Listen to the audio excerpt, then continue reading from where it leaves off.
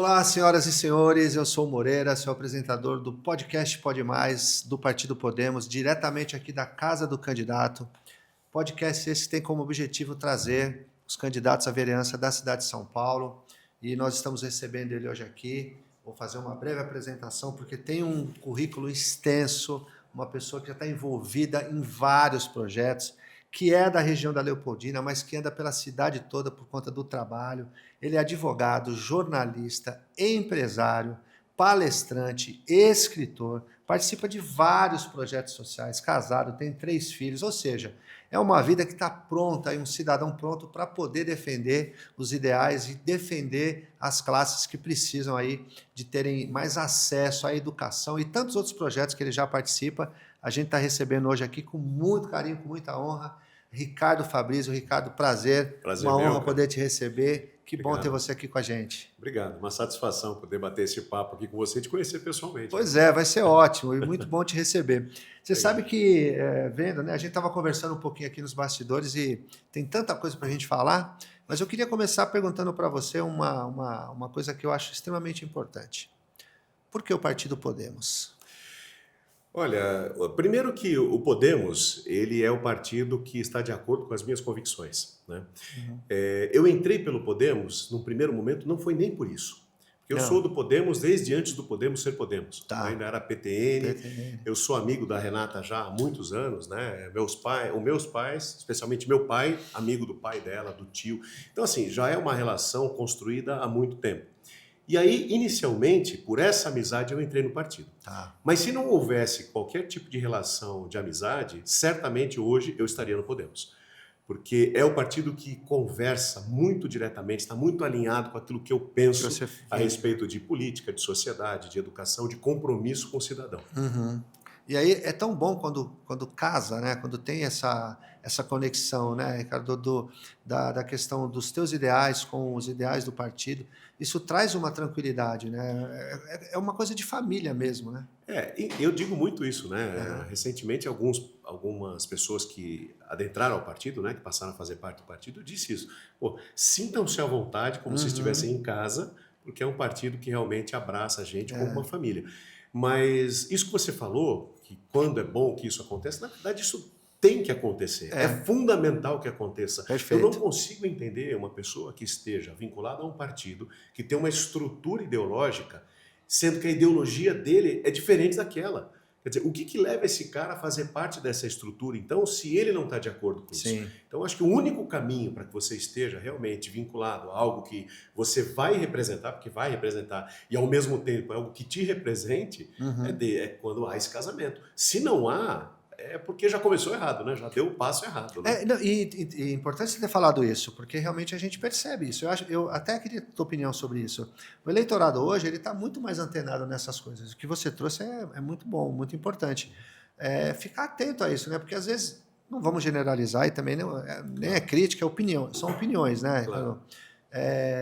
Um candidato, um político que está ali contrariado, não sei que palavra que nós possamos usar, que adjetivo devemos usar, que não bate as ideias, permanecer naquilo, eu chamaria de dar murro em ponta de faca. Não vai chegar no denominador, não vai achar um caminho, né? Que é o que um vereador precisa achar um caminho, que é o que você está trazendo, né? Exatamente. Para mim é uma hipocrisia muito grande, Pronto, essa é porque a palavra. não, Pronto. não tem como, cara. Porque se você tem uma ideia diferente da do seu partido, e aí você consegue uma vaga dentro da Câmara Municipal. Ok. Tá, qual é a força que você vai ter lá dentro do seu partido se o que você pensa não está de acordo com o que o Pronto. partido... Acabou. Então, a partir daí, você já perdeu completamente aquilo que te finca no chão. Ou seja, a raiz que você deveria ter para te Aham. dar segurança de crescer, você já perdeu. Exato.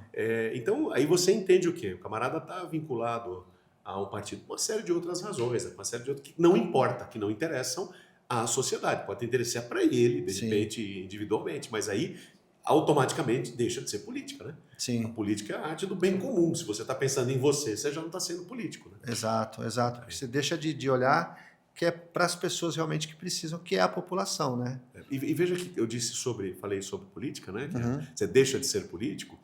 E infelizmente ainda muita gente pensa que melhor não ser político, quando na realidade não é. né? Nós somos políticos da hora que nós acordamos, levantamos da cama até o final do dia. A gente está sendo político, às vezes, com a família, com o vizinho, com... Você tem que ter uma relação Muito política. legal isso. Porque, como eu disse, né, a política é a arte do bem comum. Então não há Aham. problema nenhum. E política é muito diferente de politicagem. Aí é diferente. Sim. Entendeu? Então a pessoa que é o político, de fato, esse cara tem que ser levado com relevância. Uhum. E é muito importante que as pessoas entendam isso, tanto as pessoas que não queiram se envolver com política, ok? Mas que não critique quem queira. Porque hoje é uma resistência muito grande de pessoas boas que querem entrar na política e não entram por causa da visão que foi construída sobre a política. Mas volto a dizer, não é a política, isso é a politicagem. Que exatamente essas pessoas boas precisam entrar para poder combater e tirar isso do cenário, né? Nossa, que assunto interessante que você entrou. Como fazer negócio e negociata, né? Exatamente. São coisas totalmente diferentes, né? Qual que é a tua opinião sobre... Eu esses dias estava conversando com um candidato, não vou dizer nome, enfim, por questões, mas eu quero a tua opinião, porque você, inclusive, enquanto advogado, né, uma pessoa letrada, a gente percebe aí que você pegou suas oportunidades, né, graças a Deus, e é uma das coisas que você defende, que é a melhoria da educação, né? Qual que é a sua opinião sobre isso que você acabou de falar, Ricardo, das pessoas não quererem se envolver, não quererem entender, não querer ter uma educação política? Isso acaba atrapalhando o eleitorado, acaba atrapalhando a ideia dos eleitores, né? Para acabar com políticos que trazem propostas que não são execuíveis, que vão por um caminho diferente e tal. Qual a sua opinião sobre isso, das pessoas falarem assim, eu não quero saber, a política é tudo igual? Como trabalhar isso? Você traz isso, essa coisa dessa consciência? Não sei se eu me fiz entender na pergunta. Perfeitamente. Cara, primeiro eu lamento muito, né? Uhum. Lamento muito que haja esse pensamento. E ele está ligado diretamente a algo que você próprio citou, né? A questão da falta de conhecimento político, Sim. a falta de uma educação política. Tanto que um dos projetos que eu tenho, uma das bandeiras que eu levanto, é que a política deva ser ensinada a partir do ensino fundamental. Isso é maravilhoso. Tanto política quanto direito, que são duas coisas. As pessoas incidem muito em erros por não conhecerem os seus direitos e os seus deveres. Uhum. E do instante que você conhece, naturalmente você não vai errar. É natural. Você não vai se esforçar para não errar. Não, naturalmente você não erra, porque você tem consciência daquilo que pode e daquilo que deve. Uhum. Né? E daquilo que não pode, consequentemente, claro, daquilo que não pode. Então eu defendo muito que tanto o direito quanto a política devam ser ensinados a partir do ensino fundamental. As crianças têm que já terem noção de política, de direito, para poder viver melhor. Então, exatamente essa falta de conhecimento político é que faz com que as pessoas tenham pensamentos desse tipo. Uhum. Eu mesmo resisti muito para entrar na política. Foi? Muito, muito. Eu já fui candidato outras vezes. Eu fui candidato em 2014 a deputado estadual, em 2018 a deputado estadual. Aí de lá para cá eu dei uma desanimada. Por quê? Então, olha só como é interessante. Todo mundo fala em renovação. Nós temos que renovar os quadros políticos, temos que renovar. Muito bem. Aí uma pessoa, eu, como muitos outros, eu vou usar o meu exemplo, eu estou falando de mim, mas poderia ser qualquer outra pessoa que não teve uma trajetória político-partidária. E aí ele decide entrar no campo político para atuar com aquilo, com a bagagem que ele conseguiu reunir ao longo da vida. Ou seja, ele representa a renovação. Sim. E nós só podemos tirar essa porcariada que está por aí se a gente tiver uma renovação. Porque se você continuar elegendo os mesmos, vai ter sempre o mesmo resultado. Sim. Muito bem. Aí eu me dispus, me enchi de coragem e falei, não, eu vou. Beleza. As pessoas que mais me decepcionaram, algumas, não vou dizer todas de novo, não vamos generalizar, mas algumas das pessoas que mais me decepcionaram eram as pessoas que me conheciam. É mesmo? Porque aí o que acontece? É uma pessoa que, não por minha causa, mas por causa da política. É muito comum você ouvir as pessoas falando, mas você acha que você vai mudar alguma coisa? Mas, pô, se eu não achasse, eu não tentaria. Mas não, vou entrar para não mudar nada, eu não vou perder meu tempo. Se eu estou tentando entrar, é porque eu tenho certeza de que posso fazer alguma coisa. Essa é a primeira questão. Segunda coisa, é uma pessoa que te conhece há tanto tempo. Você veja, como você disse na minha apresentação, sou envolvido com trabalho social pelo menos há 31 anos. Mas, na verdade, é mais do que isso, porque eu nasci no trabalho social, vou fazer 50, eu nasci dentro de um trabalho social, então desde criança eu atuo nisso, né? Cara, aí uma pessoa que sabe o que você faz, sabe o trabalho que você desenvolve, aí chega em você, dá um tapinha nas costas e fala, pô, agora é sua vez de ganhar dinheiro. Ah, cara, dinheiro eu já tenho, pelo menos para me sustentar dignamente Graças com a minha a Deus, família, né? eu já tenho. Uhum. O que eu quero é que as pessoas todas tenham a mesma condição. Quer dizer, não é ficar rico, não, cara, mas é ter a condição de sustentar dignamente as suas famílias para que você possa até aproveitar oportunidades que surjam e que muitas vezes você não consegue aproveitar por causa do ganha-pão do dia a dia. Às vezes não te permite isso, sim. né? E uma outra coisa que fala, pô, mas você está se candidatando por quê? Você está sem trabalho? Eu falo, gente, trabalho eu tenho Nossa, que também. falta de conhecimento, né? Então, trabalho eu tenho. A mesma coisa, tá entrando que tá sem dinheiro? Não, dinheiro eu também tenho. Como eu disse, eu não sou rico, mas eu tenho dinheiro que seja o suficiente para segurar minhas pontas. Beleza. O que eu estou querendo fazer é o quê? É reunir tudo aquilo que eu pude e tive oportunidade de aprender e colocar à disposição da cidade. Tudo aquilo que eu já faço institucionalmente e colocar à disposição da cidade. E até aquilo que eu faço profissionalmente, porque a minha área de atuação é educação. Então, pegar o que eu conheço da área de educação e colocar no setor público, porque eu sei que dá resultado. Porque você já faz esses projetos, né? Você já tem esse trabalho. Não é uma coisa que você está chegando e fala assim, eu, estando vereador, eu vou começar. Não, esse trabalho já existe. Já existe. E tendo a possibilidade, estando na vereança, você vai poder turbinar, vamos usar essa palavra, né? Tudo isso que você já faz, né? Veja, você tocou num ponto interessante, porque eu digo exatamente isso. As pessoas falam muitas vezes, candidatas, é comum ver, né? Camarada falar, porque quando eu for eleito eu vou fazer isso. Se eu for eleito eu vou fazer isso. Eu não digo isso. Quando eu for eleito, se eu for eleito, eu vou só continuar fazendo o que eu já faço. A diferença é que com essa turbinada que você fez referência, eu vou conseguir ampliar muito o trabalho que eu desenvolvo. Hoje eu sou diretor superintendente de um instituto de educação que vai completar 40 anos. Então, eu conheço educação profundamente. O presidente fundador desse instituto é meu pai. Então, quer dizer, eu vivo essa questão do trabalho, tanto no âmbito profissional, quanto no âmbito familiar. Vivi por muitos anos. Enquanto eu não casei, que eu estava morando lá com meus pais, cara, eu vivia essa questão da educação. E meu pai, ele é um educador nato. E, aliás, uma coisa que eu já disse e reafirmo, o meu pai, eu acredito que é o maior educador que eu conheço, sem desmerecer nenhum dos outros. Claro. Todos incríveis, mas assim, eu acredito que ele, pelo que eu conheço, ele é o melhor. E se ele for superado por alguém, vai ser pelo meu filho, que é outro educador incrível.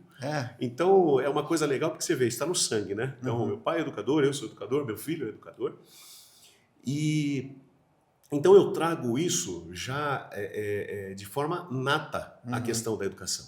Então, eu não quero cair de paraquedas e falar de um assunto que eu não domino, né? As pessoas falam, mas você não vai fazer nada pela segurança, você não vai fazer nada pela saúde, você não vai fazer nada pelo trabalho, nada pelo trânsito. Claro que eu vou. Eu estou lá, eu vou me envolver em tudo. Mas a minha área de excelência, a área que eu domino, a área que eu quero colocar projetos em favor da sociedade é a educação. E a educação, uma educação de qualidade, você consegue resolver todos esses outros problemas. Com certeza. Porque do instante que você tem uma educação de qualidade implantada na cidade, onde as nossas crianças, elas recebem essa educação, o professor para de fingir que ensina e a criança para de fingir que aprende. E o professor ensina de fato, porque vontade e competência eles têm, mas muitas vezes eles são cerceados por uma série de razões. E o aluno está com sede de aprendizagem, de aprendizado, né? Então o que acontece? Quando essa engrenagem se encaixa, você tem uma educação de fato acontecendo. Quando esta educação de fato acontece, você forma cidadãos completos, cidadãos de fato também.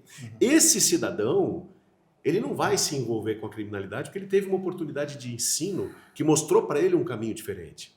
Esse cidadão vai ter mais educação no trânsito porque ele aprendeu um caminho diferente. Sim. Esse cidadão vai ter uma possibilidade maior de trabalho porque ele teve uma base educacional que comporta qualquer ação que ele queira fazer. Uma das coisas que eu brigo muito também é a educação em período integral. E aí, de novo, vem pessoa. É interessante assim, né? Quem não quer ajudar, critica.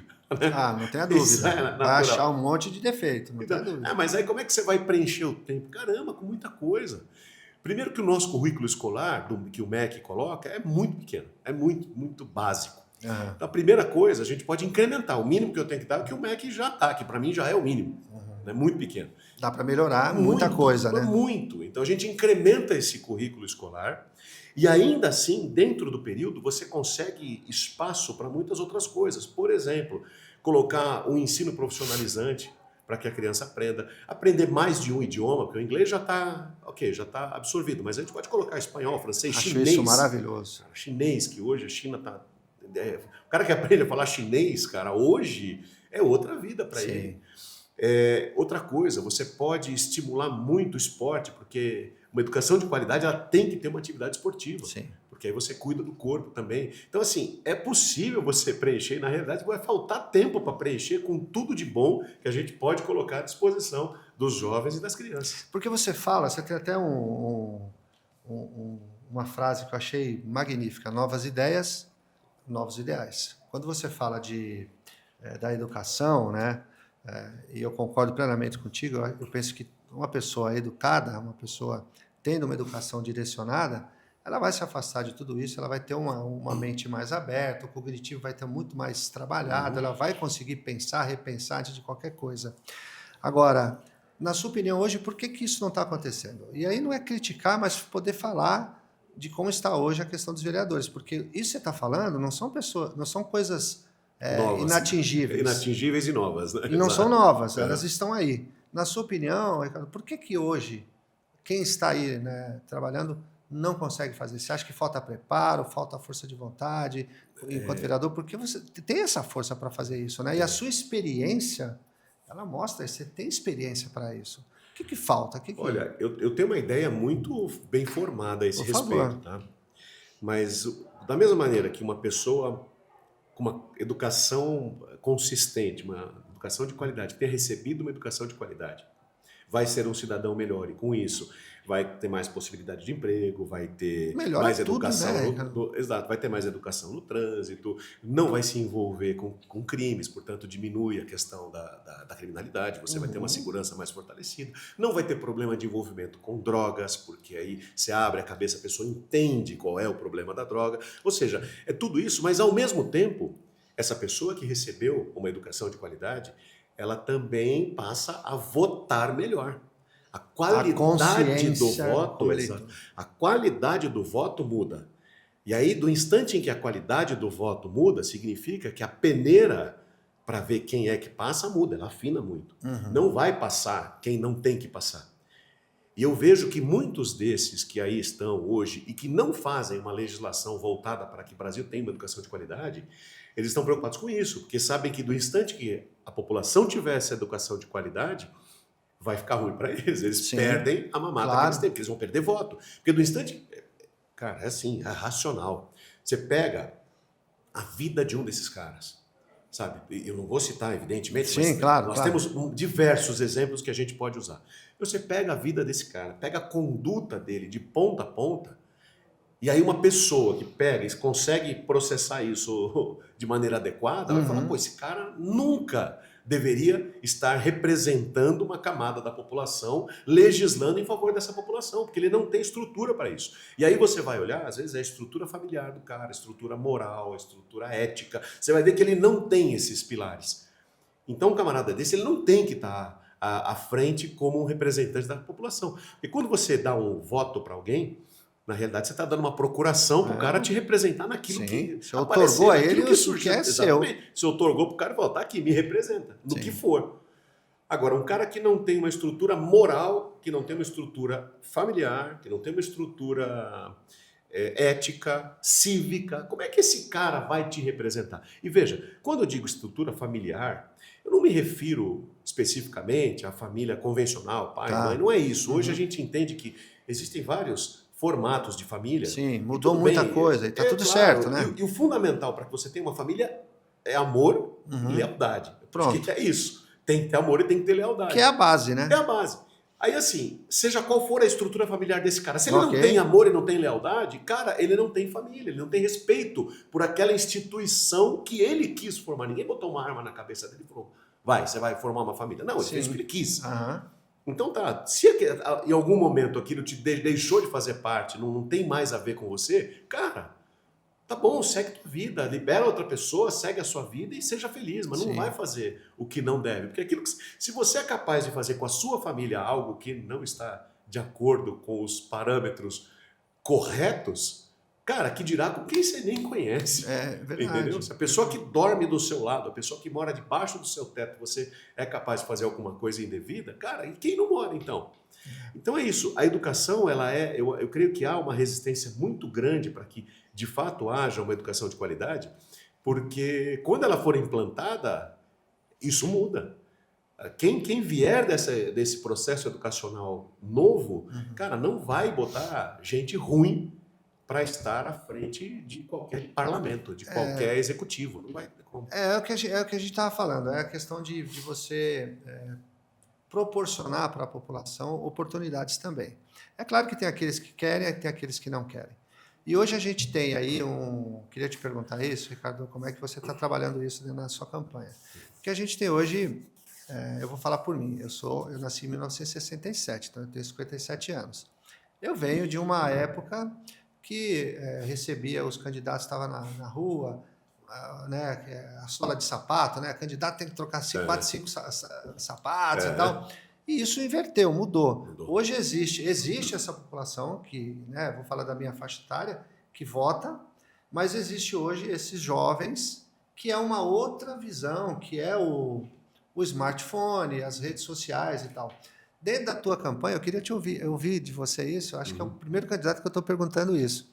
Como é que está sendo essa sua visão, diante de toda essa sua experiência, antes da gente entrar nas questões suas sociais, que eu quero falar um pouco muito desses projetos seus, mas como trabalhar isso? Porque é trazer esse público que você está falando de pessoas que possam realmente trazer uma tranquilidade maior a nível de educação eleitoral, educação política. São dois nichos, não sei se seria essa palavra. Esse pessoal mais da antiga e essa rapaziada mais nova que está antenada. A grande maioria, graças a Deus, está antenada. Como é que você está trabalhando isso? Como é que você vê isso? Como chegar até essas pessoas? Como é que está sendo dentro da tua campanha, tua visão? Bom, a questão da sola de sapato, como você bem colocou, ela nunca vai acabar, né? Isso não vai ter jeito, a gente tem que andar, tem que ir nos nossos... E outra, né? Você não pode ser inocente ou insensível ao lugar onde você está. Então, inocente que eu digo assim, eu vou em qualquer lugar que eu vou ganhar voto. Não. Aquele povo tem que estar de acordo com aquilo que você pensa, tem que estar buscando aquilo que você vai oferecer. Claro. Agora, ouvir, você pode ouvir em todos os lugares. Então, é importante andar a cidade toda. Porque você roda a cidade toda, né? Apesar de estar na Leopoldina, eu só resido na Leopoldina, porque cidade o de São resto, Paulo, cara, eu ando muito São Paulo inteiro, tenho uma atuação muito... Meu escritório é no centro, ali na região da Avenida Paulista. Né? Então, eu estou ali naquele centrinho. Então, ali eu já tenho uma atuação bastante grande, porque diversas área enorme, né? Empresas parceiras, clientes, fornecedores, é tudo ali. Então, ali eu já tenho uma circulação muito grande. Na Zona Leste, onde eu consigo desenvolver, além do trabalho, parte do trabalho profissional, também o meu trabalho social. Tanto voltado para as instituições sociais de que participo, como eventualmente uma palestra que a gente pode fazer por alguma associação, por alguma ordem, no caso da OAB, às vezes, alguma coisa assim. E as outras regiões da cidade é a mesma coisa, na Zona Sul, Zona Norte, eu fiz muita coisa ali na Zona Norte. Agora, o que acontece? É importante você saber para quem você está falando e o que você está falando. O que eu vou falar em conteúdo não pode ser diferente, porque eu não posso vender uma ideia diferente daquilo que eu defendo. Né? Mas a maneira de eu falar para um público, vamos dizer, 50 a mais, e para um público 50 a menos, é diferente. Certo. Né? Então, assim, hoje nós temos uma coisa que a gente observa muito. As pessoas hoje elas se incomodam de receber um santinho de papel. Tem isso? Tem isso. Porque assim, principalmente a galera mais nova, tá? Porque assim, se você der para uma pessoa mais velha, o cara vai pegar e vai guardar aquilo e talvez no dia da eleição ele leve. Se ele não decorar o número, ele leva aquilo lá como um apoio, como uma ajuda. Mas mesmo essa turma mais velha, que está um pouco mais antenada com tecnologia e com meio ambiente e tantas outras coisas, já se incomoda de receber um santinho. Porque ele sabe que aquele santinho que está na mão dele, não é... Para cada santinho que vai para a mão de alguém, tem 100, 200, 1000 santinhos, dependendo do volume que o camarada fez, que vão para a rua. Né? E que mesmo que não vá para a rua de fato, no sentido de jogar na rua, sujar a rua... de alguma maneira é um papel que foi desperdiçado num momento onde a gente está com a ecologia fervendo para ter É importante a gente falar sobre isso, porque é uma consciência hoje, né? Da população. E aí a moçada, essa galera mais nova, tal, de tecnologia, como você bem falou, tal, eles não querem saber de papel, eles querem saber disso aqui.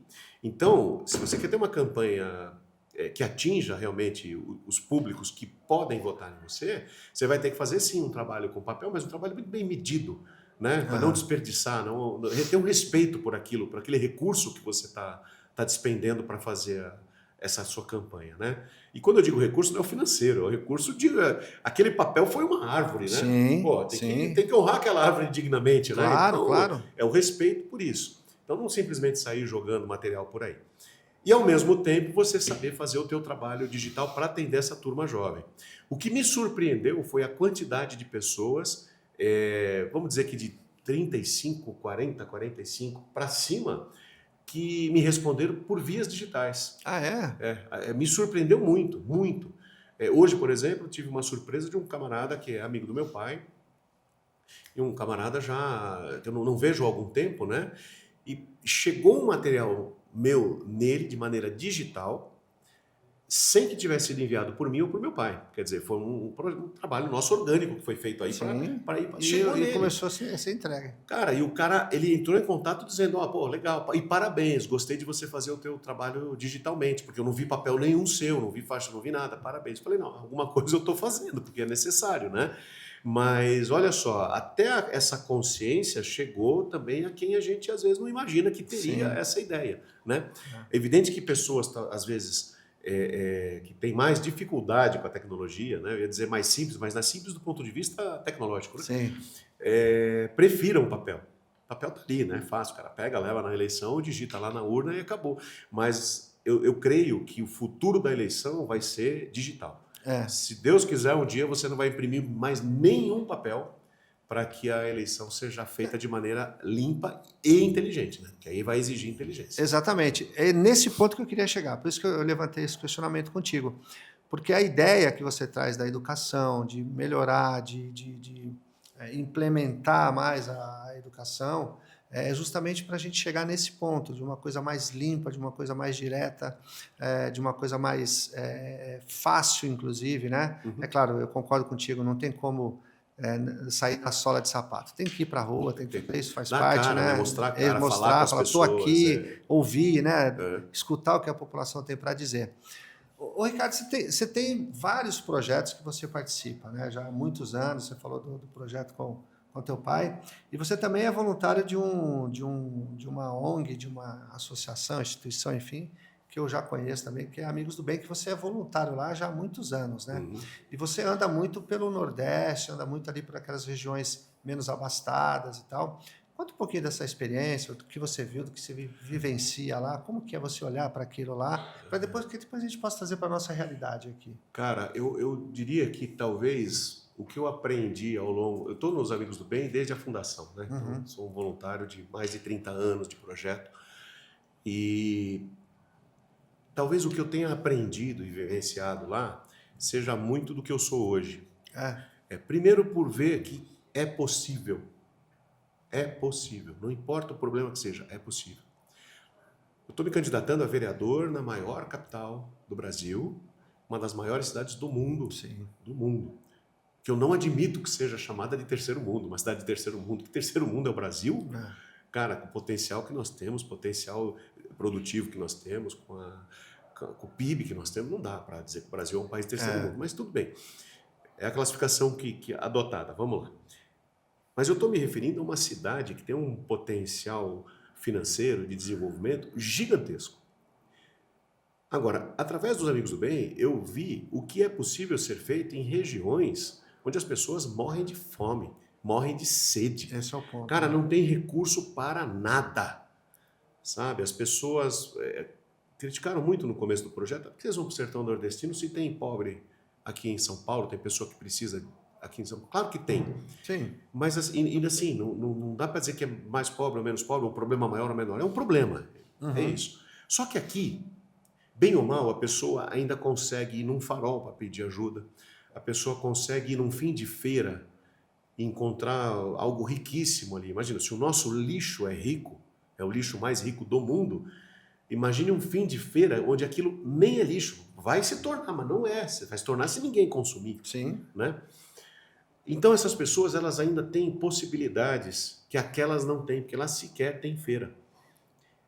E aí eu vejo o que foi feito ao longo de 30 anos com uma iniciativa que não recebe nenhum recurso público. Nenhum? Nada. Nenhum recurso Zero? público. Zero.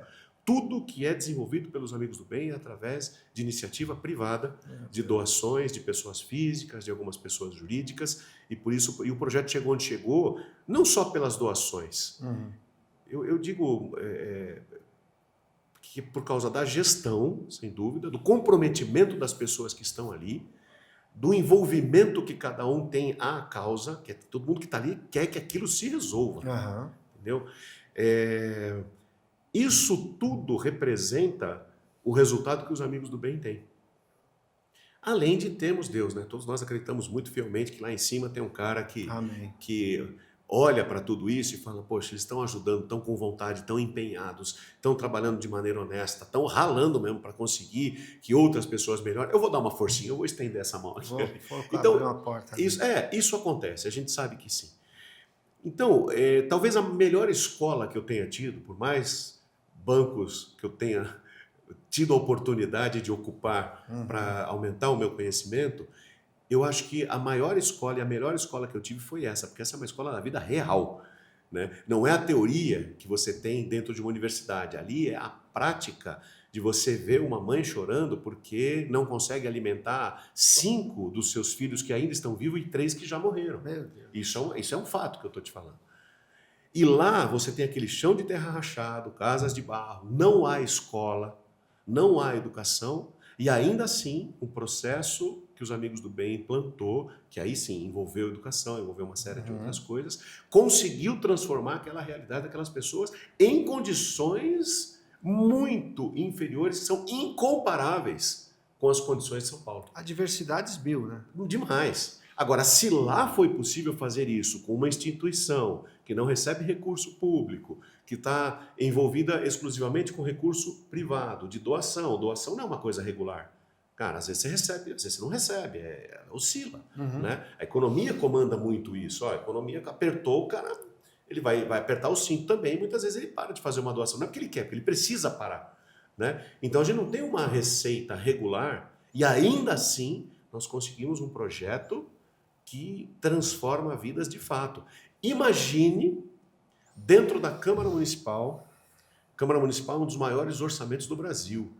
Dentro da Câmara Municipal, com a quantidade de recursos que se tem. É muito dinheiro. É muito dinheiro. Aí você tem muito dinheiro, se você tiver muita vontade, muita competência, porque não é para colocar uma pessoa ali que não tem competência, não, muita competência, por isso que o voto tem que ser muito pensado, muita competência, muita disposição, e eu nunca descarto, e fé.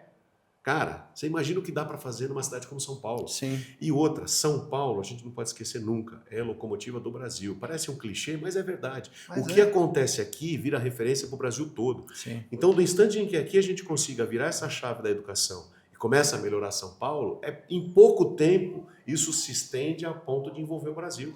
Sim, e Ricardo, você tem uma experiência com o terceiro setor, não é? Você tem uma vasta experiência no terceiro setor, que existem, isso que o Amigos do Bem faz, né, lá para a região, é totalmente execuível trazer para São Paulo e implementar ONGs para poder atingir essa população que você conhece, essa população aqui de São Paulo, porque também como tem lá essa condição adversa no Nordeste, as regiões onde você vai, junto com os Amigos do Bem, tem São Paulo também, tanto ou mais, né? Então, é possível uma ação mais enérgica, direcionada enquanto vereador, trazer essas verbas para dentro dessas ONGs e poder beneficiar essa população. Né? Sem dúvida. Eu diria até o seguinte, não é nem pensando em verba, pensando em vontade. Porque existem muitas instituições que não precisam de recurso financeiro, não está preocupado com isso. Tem muitas instituições que não estão preocupadas com a questão... A gente está falando de São Paulo agora. São Paulo. Então, há muitas instituições que se forem bater na porta delas e dizer, olha, eu tenho um projeto de educação e gostaria que você assumisse. Já tenho aprovação, já está tudo certo, assim, eu preciso de alguém que tenha essa competência. Vocês têm. Vocês assumem? Cara, muitas instituições assumiriam isso, cara, por estar de acordo com a ideologia deles. Tá. Sabe? Não é uma questão financeira, não é uma questão de recurso, não, é uma questão de poder ver resultado. Uhum. Entendeu? Como eu falei no começo, a meu respeito, eu não estou entrando para a política por causa de dinheiro. Eu estou entrando para a política porque, primeiro, estou indignado, como muitos, com a situação que o Brasil está passando. Para mim é inaceitável que o Brasil, o estado de São Paulo e a cidade de São Paulo passe por situações como a que está passando hoje. Entendeu? É inaceitável, não tem como. Então, assim, indignado como eu estou, muitas outras pessoas estão, mas é muito comum a pessoa falar, tudo bem, alguém vai fazer alguma coisa. Só que eles se esquecem de que, primeiro, alguém é um pronome indefinido. Exatamente. Então, alguém, cara, Pode ser ninguém. Pode ser ninguém. Ninguém. E outra coisa, além de ser indefinido, ele é da terceira pessoa. Mesmo que venha a ser alguém, é outra pessoa, não sou eu, é ele, é aquele, Perfeito. sei lá, é alguém. Uhum. Né? Então, enquanto a gente não trazer isso para a primeira pessoa, do caso reto, e do plural, e dizer nós temos que fazer alguma coisa, cara, a situação não vai mudar. Uhum. Então nós quer dizer que todo mundo tem que se candidatar? Não. Tá bom, então eu me candidato, mas nós podemos fazer um movimento, pô, votam em mim, me ajuda para eu poder botar o meu pé lá dentro e conseguir fazer alguma coisa. Uhum. Porque enquanto a gente esperar que alguém faça alguma coisa, ninguém vai fazer nada. Um vai deixando para o outro. E uma coisa que eu disse, quando eu estava falando do assunto anterior, que eu falei que, entre outras coisas, o que é necessário é competência, que eu sou muito... Eu penso muito na qualificação, que veja, o nosso Instituto de Educação chama Instituto JB Oliveira de Educação e Capacitação Profissional. Ou seja, nós qualificamos o profissional, a pessoa, para o mercado. Tá?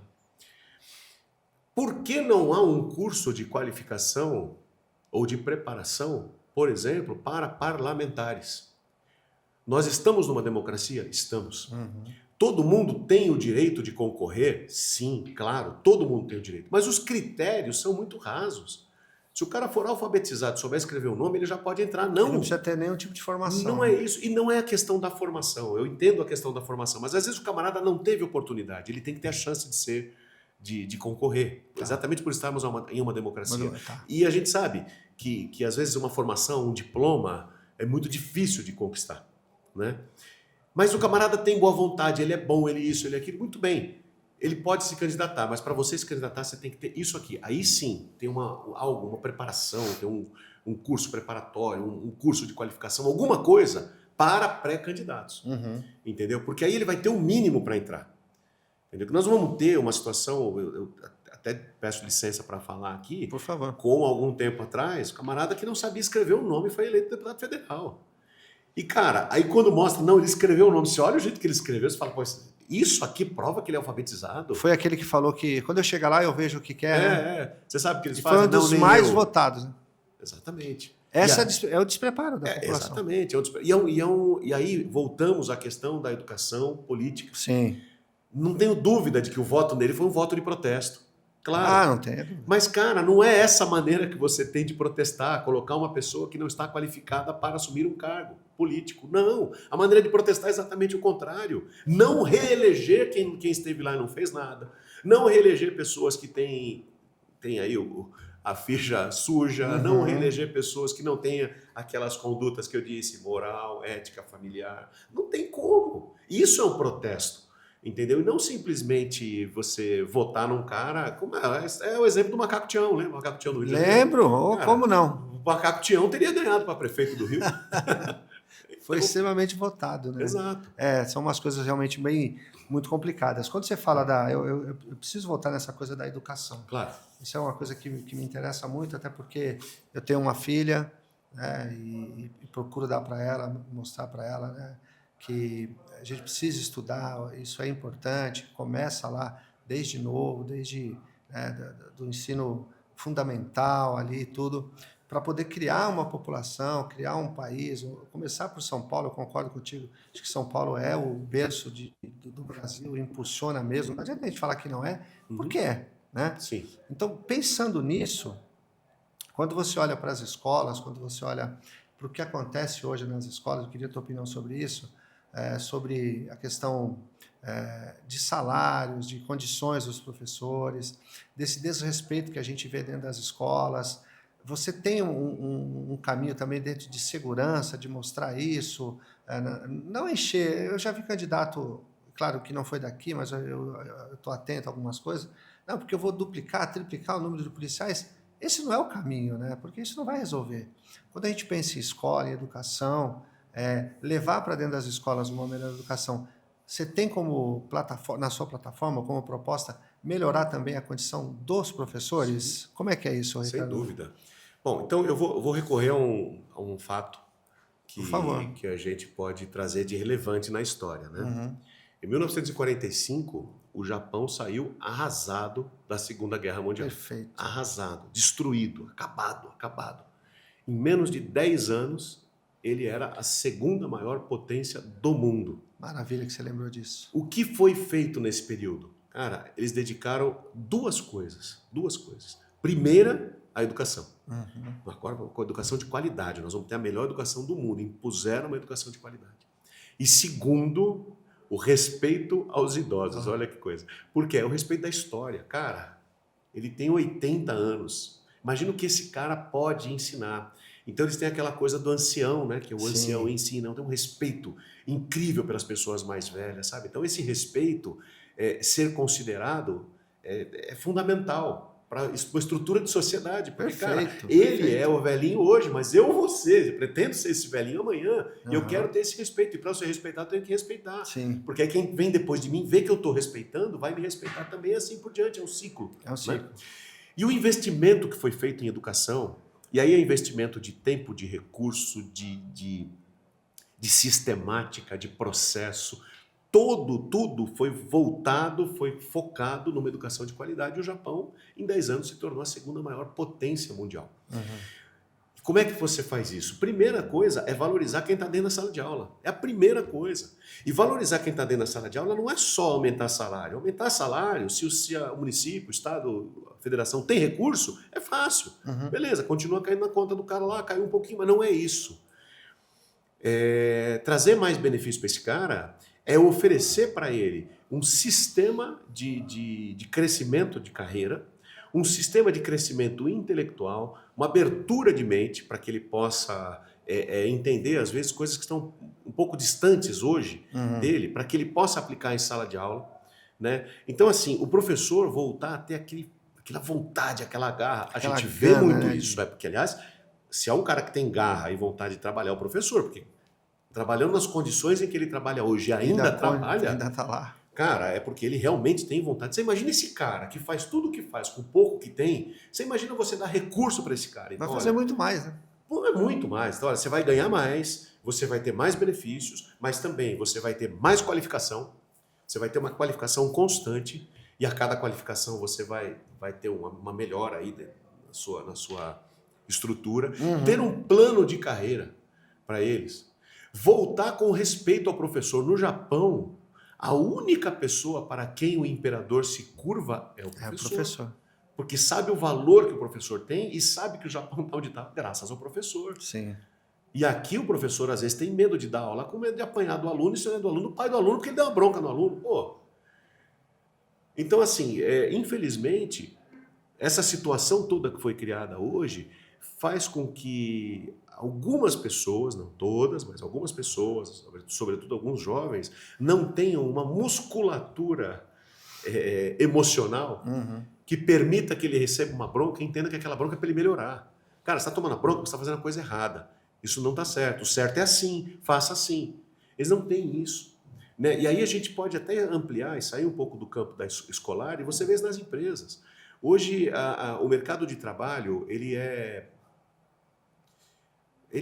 tão corrompido, eu ia usar uma expressão, mas ela é vulgar, então, mas ele é tão corrompido que assim, o camarada está ganhando X aqui, ali ele vai ganhar X mais 15, ele larga daqui e vai para lá, ele não veste mais a camisa. Não tem a fidelidade. Não tem a fidelidade, ele não veste mais a camisa da empresa, ele não acredita mais naquele projeto, e tudo isso ficou muito fácil. Não, a gente tem que voltar com algumas coisas.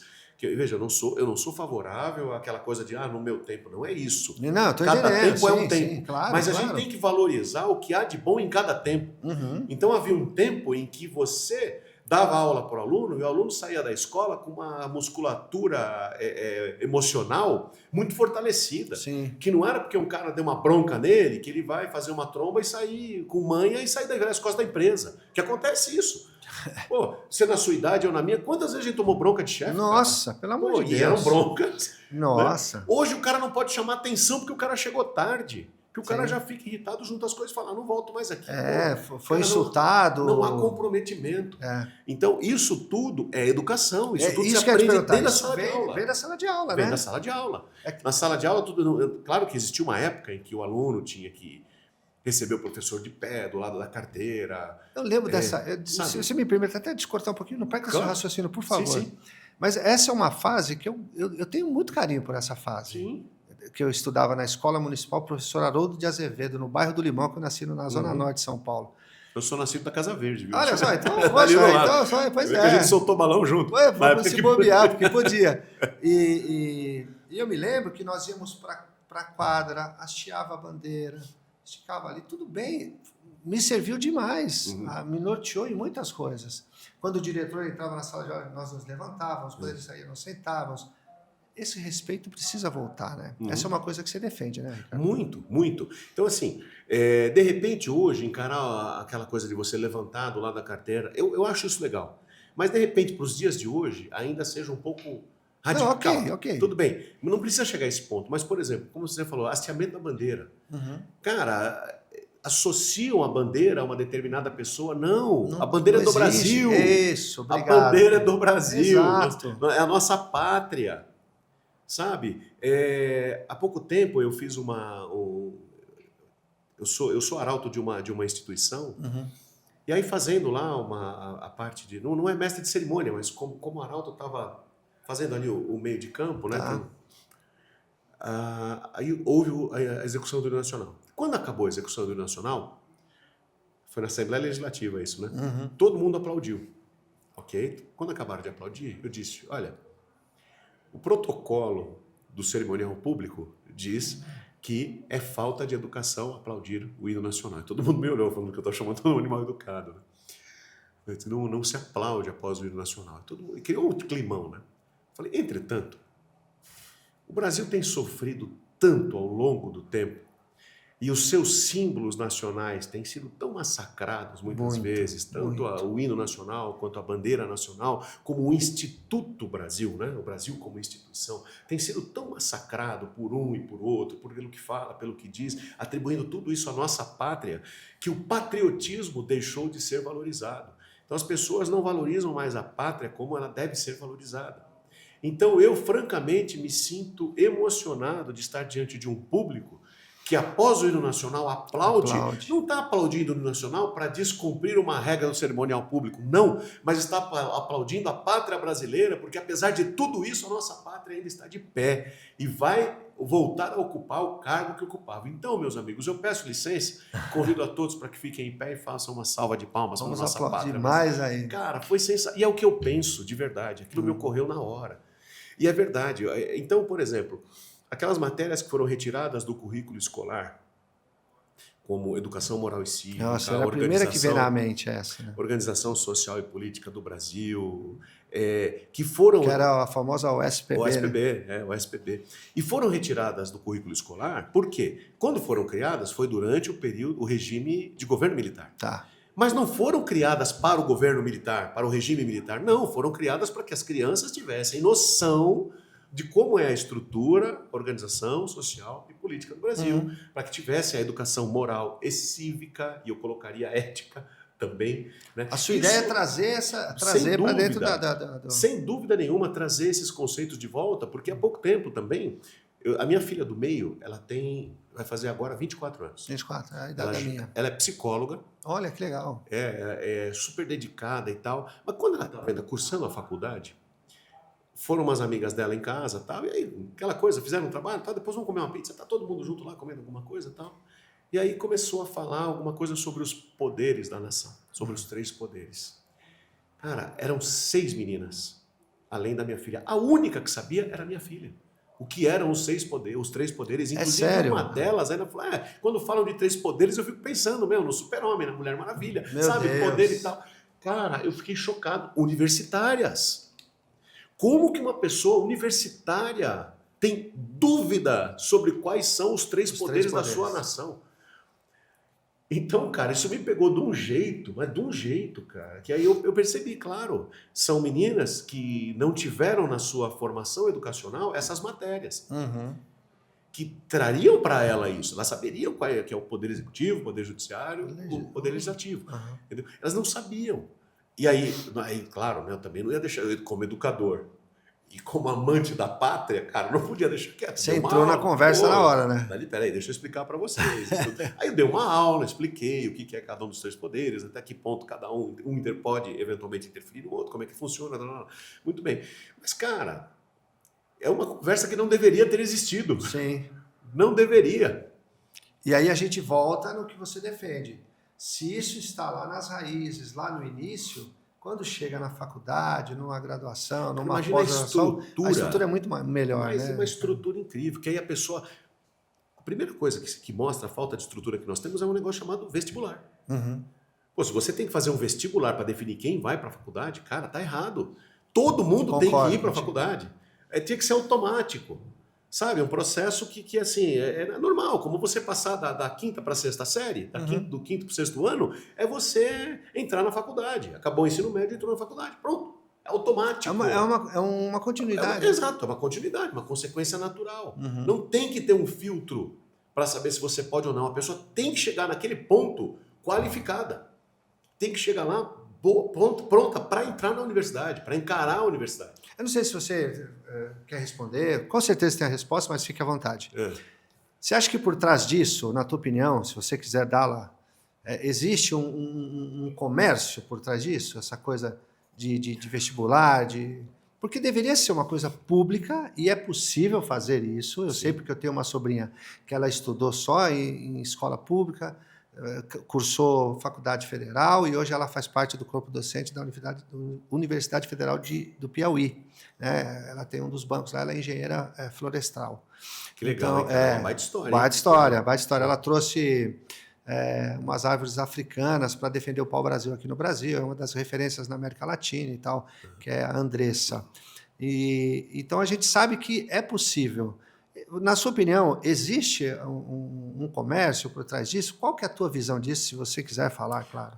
Cara, eu tenho a impressão que sim. Então, a minha opinião é eu acho que sim. Eu não posso afirmar categoricamente, tranquilo. mas eu creio que haja, sim. Há muita coisa aí que a gente não tem acesso, e por não ter acesso, a sua cabeça... Não dá para falar que né? E aí a sua cabeça pode viajar para um lado ou para o outro, né? Você pode navegar nesses dois lados, levando tanto para o bem quanto para o mal. Mas é muito estranho. Vamos lá, minimamente Essa estranho. palavra é ótima, é estranho. É muito estranho a maneira como isso é feito hoje. Entendeu? Você vê que não é uma coisa natural. Alguma coisa errada tem ali. Alguma coisa errada tem. Agora, não saberia precisar o que pode ser um comércio, pode ser uma estrutura que não fizeram, deixou ninguém que mexeu. Enfim, tem uma série de coisas. E a gente sabe que assim, de fato, há um comércio. Né? Tem o famoso PPP, né? Papai pagou, passou. Exato. Tem. Né? Então, tem. Então, a gente tem que combater isso. Né? Aí, mais uma vez, voltando lá na raiz, criando uma educação de qualidade, uma pessoa estruturada intelectualmente, cara, ela segue. Hoje está havendo um movimento muito ruim, eu vejo como muito ruim, e infelizmente causado por muitos dos influenciadores.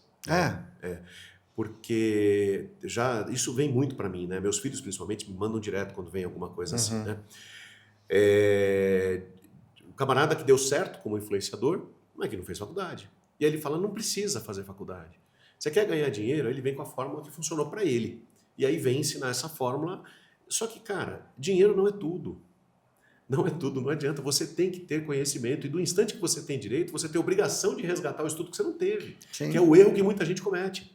Você vê muitos profissionais de algumas áreas, posso citar aqui esportistas, sei lá, jogadores de futebol, na área, modelos... e tudo mais, ganham muito dinheiro e acabam entrando nesse mundo e viajam para cá, para lá. Aí fica tão complicado conseguir conectar os estudos que acaba abrindo mão. Sim. Aí se enche de dinheiro E, cara, quando acaba aquela carreira, muitos deles, você vê que são poucos os que se mantêm É verdade. com todo o prestígio. Porque Todos não os estão outros preparados para não. administrar o que... E os que conseguem se manter é porque ou se prepararam ou tem alguém por trás que se preparou. que se preparou. Perfeito. Mas os outros que não se prepararam, e aí vamos lá, modelo, Nossa, jogador de tantos. futebol, jogador de esportistas, do modo geral, pessoas que têm esse sucesso de uma hora para outra. Isso tem acontecido muito com os influenciadores. Ok, legal, cara, que você teve sucesso, eu acho ótimo, eu acho muito legal. Que é 1 em 1 milhão também, né? Não são tantos assim exato, também, não são né? tantos, mas os que conseguiram, pô, parabéns, seu processo funcionou, siga, continue com isso, ótimo, proporcione isso para outras pessoas, ensine, mas não estimule essa pessoa a não Isso que eu ia te estudar. perguntar, você é contra isso, né? Dessa coisa de estimular, de ficar, não, vai, porque dá, porque faz, porque não é bem assim, Eu acho né? que ele pode estimular para que a pessoa faça, mas ela não pode tirar o estímulo da pessoa estudar. Ok. Ele próprio deveria, olha, agora eu tenho, eu não estudei porque eu não tive oportunidade, Agora não tive condição. Agora eu tenho. Pô, eu já estou num patamar que eu tenho tempo para isso. Então esse meu tempo eu vou dedicar para o estudo, sabe? Porque não tem jeito. É a história do bambu japonês ou chinês, eu não me lembro, sabe? Né? Não, além da flexibilidade, tem um outro detalhe. Você planta esse bambu e vai regar e vai cuidar, tal. No primeiro ano não nasce nada, no segundo ano não nasce nada, no terceiro ano não nasce nada, no quarto ano não nasce nada, no quinto ano ele cresce 12 metros. Esse eu não conhecia, aprendi hoje. No quinto ano ele cresce de 9 a 12 metros. Quando ele está realmente bem preparado, é essa a ideia. O que ele está fazendo enquanto você não vê nada para fora da terra? Ele está fincando raízes, exatamente. Ele está fincando as raízes na terra porque ele sabe, eu vou crescer. Para eu crescer, eu tenho que estar estruturado. Nossa, que analogia maravilhosa. E é isso. Então, assim, cara, se você tiver a sua raiz, você vai crescer, não tenha dúvida. Se você não tiver essa raiz, você pode crescer. Mas tem um detalhe, você não vai ter aquilo que te prenda no chão. Qualquer coisa pode te derrubar. De uma hora para outra, pode cair. Agora, se você cresce com uma estrutura enraizada, fortalecida, você fez a sua raiz crescer na terra e ela te fincou na terra... Pode ver a dificuldade que vier, você vai ficar em pé. E aí a dificuldade é aquilo, vai crescer um bambu, que é o que você falou, vai bater vento, vai bater chuva, vai bater ficar água, firme lá. Ele vai se adaptar ao que está acontecendo, porque ele tem uma raiz forte. E a vida, ela é feita disso. Exatamente. A gente vai ter intempéries o tempo todo, né? É e a sua ideia, o que você traz dentro da educação é justamente isso. É enraizar esses jovens, esses adolescentes, essas crianças, para que elas possam crescer de uma maneira mais forte e construir uma cidade e, consequentemente, um país mais forte. Né? Exatamente. Você imagina uma cidade apoiada em pessoas com essas raízes firmes no chão. Cara, e aí qualquer segmento da cidade, qualquer área, comércio, serviço, indústria, política, tudo vai estar sustentado por jovens, por cidadãos de fato, que têm uma raiz fincada, firme, forte, que sabem o que querem e que a qualquer momento, se tiverem que se adaptar, eles vão se adaptar porque eles não vão cair. Estão com raiz forte. E aí a gente volta num ponto que você começou lá no começo, que você falou no começo da nossa conversa, que na tua visão, a grande maioria, ou alguns políticos, tem medo justamente disso, né? De que a população tenha acesso a esse tipo de sabedoria para que tire a chance deles de fazerem... Claro. E a gente sabe que tem gente que faz carreira política mesmo. Infelizmente, isso é uma verdade. Não sei qual... Essa é a minha opinião, tá, gente? Não é a do Ricardo. Se for a dele, tá, que fique claro isso. Eu vejo isso mesmo, né? Isso mas infelizmente há pessoas que fazem da política uma carreira, ou seja, aquele político que aparece de 4 em 4 anos, tem lá um nicho, aí ele só favorece aquele grupo para poder garantir a quantidade de votos que ele tem. Agora, uma coisa legal de algum tempo para cá que a gente tem visto é que está havendo um aumento, pequeno ainda, mas um aumento dessa renovação dos parlamentos. Né? A última eleição municipal houve uma renovação boa, alguns caras que tinham raízes na Câmara, né? Não raízes... que a gente está falando, educacionais, né? Exato. Mas que estavam lá há anos, 5, 6, 7 mandatos. Verdade. Cara, ao menos que ele tenha um projeto muito bem escrito e que tenha uma sequência, justifica o cara ficar 4 anos, 5 anos. Mas a grande maioria não tem, Ricardo. Cara, 5 anos, 5 mandatos, não 5 anos, 5 mandatos. São 20 anos. É muita coisa. Pô, será que ele tem um projeto de 20 anos para a cidade? Um projeto de tão longo prazo assim? Porque se ele faz um negócio que é muito legal, é reconhecido por aquele eleitorado dele, e ele fez no município de São Paulo, cara, a evolução natural é ele falar, cara, vou ampliar isso para o Estado. Pô, vai como deputado estadual e amplia isso para o Estado. Porque aquilo que você conseguiu fazer no município, você vai fazer no Estado todo. E depois vamos pensar na federação. E depois vai para o federal, exato. Cara, o que você quer é melhorar. Agora, o que te justifica você ficar o tempo todo aqui? Existe, pode ser que haja um projeto desse tipo. Pode ser. Tá. Mas é difícil a gente. Hoje, francamente, desconheço. E se a gente pegar quem historicamente, né, os caras que ficaram por mais de 4 mandatos dentro dos parlamentos, seja ele na esfera municipal, na estadual ou na federal, você não vê uma sequência do trabalho deles. Você não vê que é uma coisa que precisava de 20 anos para ser executada. Sim, sim. Não precisava. Sim. Entendeu? É. Você vê vários projetinhos. Verdade. Então é muito estranho. Isso para mim me causa muita estranheza. Sabe? Por isso que você fala de novas ideias, novos ideais. Exatamente. Né? De trazer essa renovação, né? Em todos os sentidos. Em todos os sentidos. Sabe? Então, assim, seja no sentido político, mas, como eu disse, a minha bandeira principal é a educação. E eu acho que a partir da educação, a gente trazendo novos ideais para a educação, cara, isso se amplia. Nós estamos conversando aqui há pouco mais de 1 hora. Tá. A gente começou com uma coisinha de nada, um fiozinho. Desse fiozinho que a gente puxou, você vai... A gente vai trazendo um monte de coisa. Exato. Agora você imagina um monte de cabeças pensantes que tiveram uma boa formação educacional, que têm essas raízes fincadas, surgiu um probleminha desse tamanho. Imagina a quantidade de solução que pode surgir para esse probleminha e o quão rápido esse problema vai deixar de existir. Sim, e a gente volta no que você falou, inclusive, no início da nossa conversa, que é aquela fala, nossa, alguém precisa fazer alguma coisa, né? Exato. O Mário Sérgio Cortella, que foi, inclusive, secretário de Educação em São Paulo, né? Ele que é filósofo. A gente falou que demorou para ele se intitular filósofo, hoje ele fala que ele é filósofo. Gosto muito, tenho uma admiração muito grande. E ele fala, né? Ele fala assim, a gente está numa fase, numa geração que diz assim, nossa, alguém precisa fazer alguma coisa, mas ninguém faz nada. O teu ideal, estando vereador, é fazer mais do que você já faz, né? Essa é a tua grande meta, né, Ricardo? Muito mais. Eu vou continuar fazendo o que eu faço, só que numa dimensão muito maior, muito ampliada. Porque eu vou ter essa possibilidade que hoje eu não tenho. Eu hoje, como pessoa física, eu tenho o meu trabalho assistencial de que faço parte. Tá. Continuo nesse trabalho. Né? Então, continuo fazendo isso. Do instante em que eu tenho a possibilidade de estar representando a população dentro da Câmara Municipal, cara, eu conseguiria pegar a experiência toda que eu tenho, essa bagagem toda que eu tenho e ampliar de maneira, cara, gigantesca. E isso independe de prefeito, independe de quem estiver lá. É claro que a gente sabe que o ideal seria que viesse, né, o atual prefeito junto, enfim. Sim, mas eu digo que independe pelo seguinte, eu não vou trazer nada que o cara vai olhar e vai falar, isso não é bom. Aí é que tá. Certo. Porque assim, se eu apresentar os meus projetos para ele e apontar um ponto, ó, este ponto não é bom, cara, eu rasgo todos, porque não há, eles são inquestionáveis. Nós estamos falando de uma educação de qualidade, isso é inquestionável, que é bom. É inquestionável, não há justificativa para alguém dizer o teu projeto não vale a pena. Então não vai ter dificuldade. Não vai haver resistência. O que você precisa é chegar lá, né? Só preciso chegar lá. Cara, que história, que honra ter. Eu não imaginava que fosse ser menos enriquecedor para mim.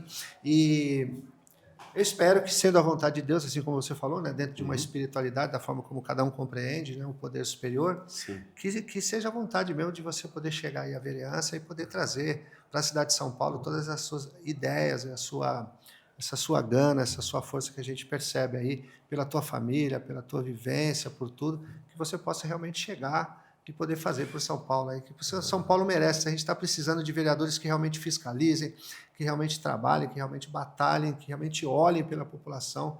A gente precisa disso. A gente precisa, eu falo a gente porque eu me coloco como eleitor também, como morador de São Paulo, né? Claro, olha, eu agradeço essa oportunidade de poder expor um pouco mais, de maneira mais clara, algumas ideias, e conversando é até mais gostoso. Bom, né? é bom. Proseando é mais gostoso. Claro, muito melhor. E eu me preparei por 50 anos para isso. Eu me preparei por 50 anos. Não é uma coisa que eu caí de paraquedas, não é uma coisa que eu decidi de uma hora para outra. Não, eu sempre gostei de política. Isso veio sendo formatado. Exatamente. Ao longo do tempo foi sendo construído. Né? E assim, e quando a gente fala de política, a política de fato. Né? Então existem alguns elementos que eu faço questão de dizer. Primeiro esse, que eu me preparei, eu estudei, eu busquei, eu conheço história, eu conheço as necessidades da nossa cidade. E uma coisa, os trabalhos sociais me permitiram conhecer gente. Claro. Então, conhecendo gente, eu sei o que as pessoas precisam. Eu sei, eu posso dizer que eu não posso não dominar tudo, mas uma boa parte eu sei. E talvez isso me coloque à frente de muitos outros que talvez conheçam isso na teoria. Eu conheço na Na prática. prática. Então eu conheço pessoas, eu conheço gente. Por isso eu digo, eu estou preparado, né? Não daria esse passo se entendesse que não estivesse preparado. Por isso que eu estou me colocando à disposição da população da cidade de São Paulo para fazer um grande trabalho por eles. E é um desafio e precisa coragem. Eu queria aproveitar, né, a tua presença aqui e te disponibilizar aquela câmera para que você pudesse dar um recado, considerações, enfim, dizer aí de todos os seus ideais. Fique à vontade de falar com os teus eleitores aí. Por favor, Ricardo. Então, obrigado por estar me acompanhando. Olha, o que eu posso dizer é que eu me preparei para estar concorrendo a este cargo de vereador da cidade de São Paulo. Ao longo de quase 50 anos de vida, eu reuni conhecimento, bagagem, estudo. Então eu posso dizer que eu entendo daquilo que um vereador precisa fazer para São Paulo. Muitas vezes não fazem, mas que precisa fazer. E São Paulo precisa de vereadores comprometidos dessa forma. Precisa e merece, depois de tudo que já passou. E além de tudo isso, eu reafirmo, eu conheço gente. Há mais de 30 anos envolvido em trabalhos sociais, eu conheço gente, eu conheço pessoas. E por conhecer as pessoas, eu passo a conhecer as necessidades dessas pessoas. E conhecendo essas necessidades, apoiado em tudo aquilo que eu construí ao longo desses quase 50 anos, eu tenho certeza que vou trazer um grande resultado positivo para a cidade de São Paulo, para você que está me ouvindo. Você não vai se arrepender acreditando no que eu estou dizendo e depositando a sua confiança em mim através do voto no dia da eleição. Por isso eu conto com a sua ajuda e se você gostou, eu te peço, por favor, me ajude a levar essa ideia para mais pessoas. Eu tenho certeza, esta é uma campanha vitoriosa, porque eu tenho você. Obrigado. Deixa pra gente aí teu número, teu nome de urna. Meu nome é Ricardo Fabrício e o número é 20999.